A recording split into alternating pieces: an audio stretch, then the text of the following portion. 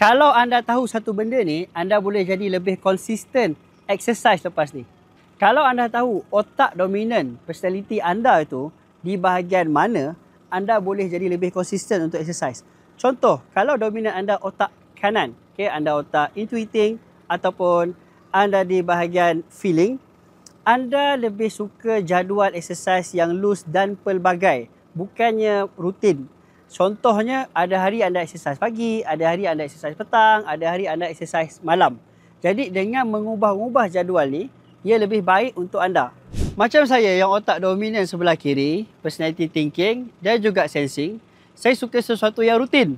Jadi setiap hari pukul 7 pagi mesti saya dah sarung kasut lari dan terus lari. Dan kalau orang yang otak dominan dia otak tengah yang personality instinct, biasanya dia suka tukar-tukar jenis exercise sebab orang personality instinct ni dia cepat sikit bosan dengan satu jenis exercise yang sama. Jadi kalau anda tahu otak dominan anda yang mana satu, insya-Allah anda boleh konsisten exercise lepas ni. Jadi anda rasa anda personality yang mana? Cuba komen.